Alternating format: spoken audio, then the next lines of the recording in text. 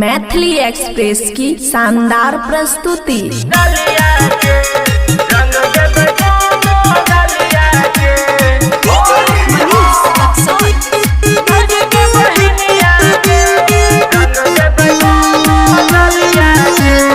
होलिया में भौज के बहिनिया के डाल दब रंग अंधरिया के।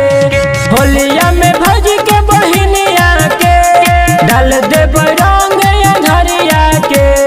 होली में बुला के पुखिया के रंग दब साल के चलिया के। होलिया में भौज के बहिनिया के रंग दब दोनों गलिया के।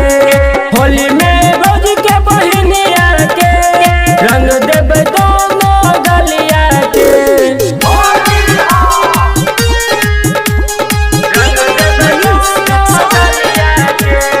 खुशी रिकॉर्डिंग स्टूडियो बलुआहा।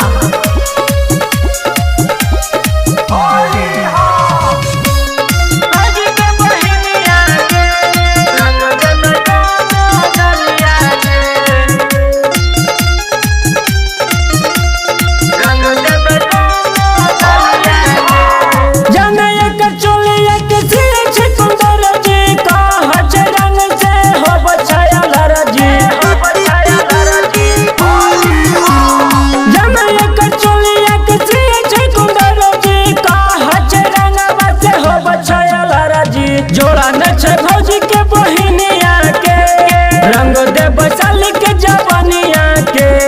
होलिया में भौजी के बहिनिया के रंग देब दोनों गलिया के।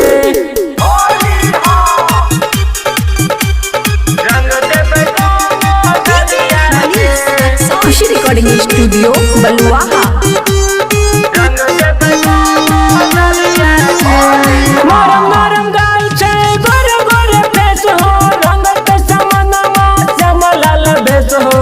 श्यामलाल भेस हो। नरम नरम गाल छे गोरे गोरे फेस हो रंग पे समनमा श्यामलाल भेस हो। जान छे ताजा चित हनिया के रंग देब साली के जवानिया के। होलिया में भौजी के बहिनिया के डाल देब रंग अंधरिया के। होली में बुला के पुखिया के रंग देब साल के चलिया के। होलिया में भौजी के बहिनिया के रंग देब दोनों गलिया के। होली में भौजी के बहिनिया के रंग देब दोनों गलिया के। खुशी रिकॉर्डिंग स्टूडियो बलुआहा।